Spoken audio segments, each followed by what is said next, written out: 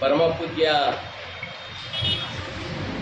ನಮ್ಮ ನಿತ್ಯಾನಂದ ನಿರ್ಮಲಾನಂದ ಸ್ವಾಮೀಜಿಯವರ ಒಂದು ಅಭಿಪ್ರಾಯವನ್ನು ಮಾಜಿ ಮುಖ್ಯಮಂತ್ರಿಗಳು ಕೇಂದ್ರ ಸಚಿವರಾದಂಥ ಕುಮಾರಸ್ವಾಮಿಯವರು ನಮ್ಮ ಸಂಸದರಾಗಿ ಅದನ್ನು ಮಠಗಳು ಪ್ರವೇಶ ಮಾಡಬಾರ್ದು ಅಂತ ಹೇಳ್ತಾರೆ.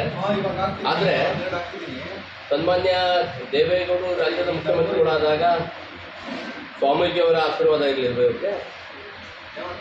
ಹಾಗೆ ಈ ಮಂಡ್ಯ ಜಿಲ್ಲೆಯ ಒಕ್ಕಲಿಗರ ಜನರ ಆಶೀರ್ವಾದ ಇರಲಿಲ್ವ? ಅವತ್ತು ದಿವಂಗತ ಹೆಗ್ಡೆ ಅವ್ರನ್ನ ವಿಧಾನಸೌಧದಲ್ಲಿ ಕೂಡಾಕಿ ದೇವೇಗೌಡರ ಪರವಾಗಿ ಈ ಮಂಡ್ಯ ಒಕ್ಕಲಿಗರು ನಿಂತ್ಕೊಂಡಿರ್ತಾನೆ ಅವರು ಮುಖ್ಯಮಂತ್ರಿ ಆಗಿದ್ದು.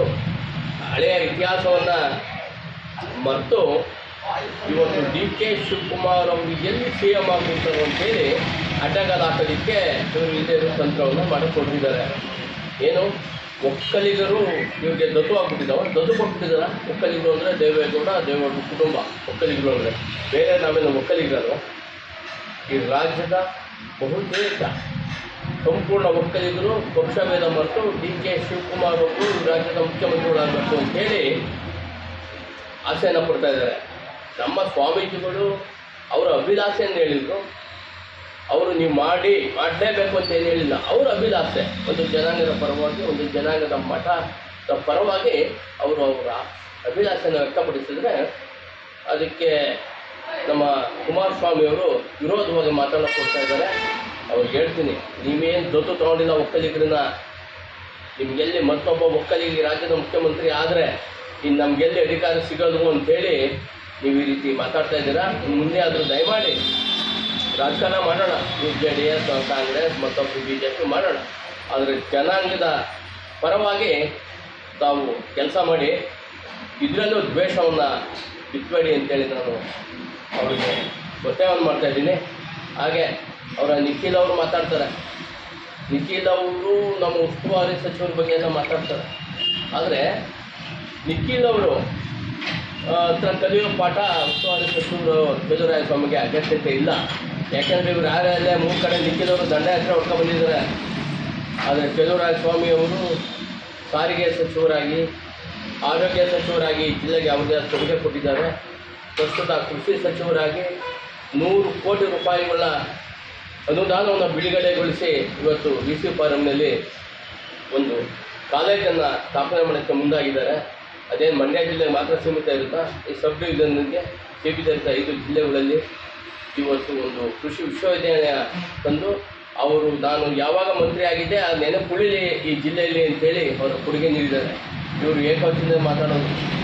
ಸನ್ಮಾನ್ಯ ನಿಖಿಲ್ ಅವರು ಎಂತ ಹೆಂಗೆ ವರ್ಷ ಕೊಟ್ಬಿಟ್ರು, ಗಂಡ ಹಾಕೋಗೆ ಏನು ಕೊಟ್ಟರು ಅಂತ ಆ ಭಾಷೆ ಇದೆಯಲ್ಲ, ಫಸ್ಟು ಭಾಷೆಯನ್ನು ಅವರು ಸರಿ ಮಾಡ್ಕೊಳ್ಳಿ. ಯಾವತ್ತೂ ಮಾತಾಡಬೇಕಾದ್ರೆ ವಿಷಯನ ಅರಿತು ಮಾತಾಡಲಿ. ಒಂದು ಕಾಂಗ್ರೆಸ್ ಪಕ್ಷ ರಾಷ್ಟ್ರೀಯ ಪಕ್ಷವಾಗಿ ಈ ದೇಶಕ್ಕೆ ಸ್ವತಂತ್ರ ಹೋರಾಟವನ್ನು ಮಾಡಿ, ನಾನು ಕೆಲವ್ರಿಗೆ ಹೇಳೋದಿಷ್ಟೇ, ಅವರು ಏನಿವತ್ತು ಕಾಂಗ್ರೆಸ್ ಪಕ್ಷ ತಂದಂಥ ಆಸ್ಪತ್ರೆ ಕಾಲೇಜುಗಳಲ್ಲಿ ಓದಿ ಇವತ್ತು ಮಹಾಪುರುಷರಾಗಿದ್ದಾರೆ. ಆಸ್ಪತ್ರೆಯಲ್ಲಿ ಇವ್ರಿಗೆಲ್ಲ ಸರ್ಕಾರಿ ಆಸ್ಪತ್ರೆಯಲ್ಲಿ ಜನನಾಗಿದೆ ಅಂತ ಮರ್ತುಬಿಟ್ಟಿದ್ದಾರೆ. ಕಾಂಗ್ರೆಸ್ ಕೊಡುಗೆ ಏನು ಅಂತಾರೆ. ಆದರೆ ಕಾಂಗ್ರೆಸ್ ಸ್ವತಂತ್ರ ಬಂದಾಗ ಯಾವ ಸ್ಥಿತಿಯಲ್ಲಿತ್ತು, ಒಂದು ಗುಂಪು ತಯಾರು ಮಾಡೋ ಸ್ಥಿತಿಯಲ್ಲಿ ಈ ದೇಶ ಇರಲಿಲ್ಲ. ಆದರೆ ಅವತ್ತು ಪ್ರಧಾನಿಯಾದಂಥ ನೆಹರೂರವರು ಜವಾಬ್ದಾರಿಯನ್ನು ಹೊತ್ಕೊಂಡು ಈ ದೇಶವನ್ನು ಮುನ್ನಡೆಸ್ಕೊಂಡು ಬಂದಿದ್ದಾರೆ. ಈಗ ಇವರು BJP ಜೊತೆ ಮೈತ್ರಿ ಆಗ್ಬಿಟ್ಟಿದ್ದೀವಿ ಅಂತೇಳಿ ಕೋಮುವಾದಿ ಪಕ್ಷದ ಜೊತೆ ಸೇರ್ಕೊಂಡ್ಬಿಟ್ಟು ಏನೇನೋ ಬಾಯಿ ಬಂದ ಮಾತಾಡ್ತಾ ಇದ್ದಾರೆ. ದಯಮಾಡಿ ಅದೆಲ್ಲ ಬಿಡಿ. ಒಕ್ಕಲಿಗರು ಈ ರಾಜ್ಯದ ಮುಖ್ಯಮಂತ್ರಿಯಾಗಿ ಈ ಹಸುವೆಯನ್ನು ಬಿಡಿ.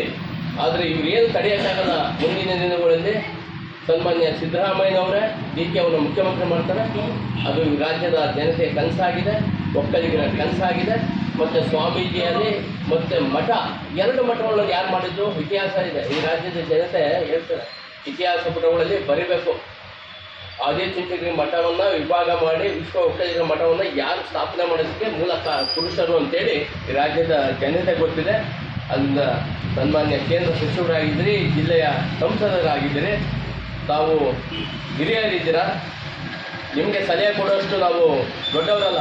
ಆದರೆ ಆ ಒಕ್ಕಲಿತನ ಬಂದಾಗ ಎಲ್ಲ ಒಂದು ಕಡೆ ಸ್ವಾಭಿಮಾನವನ್ನು ಇಟ್ಕೊಳ್ಳಿ ಅಂತೇಳಿ ನಾನು ಹೇಳೋದಕ್ಕೆ ಇಷ್ಟಪಡ್ತೀನಿ ಕುಮಾರಸ್ವಾಮಿ.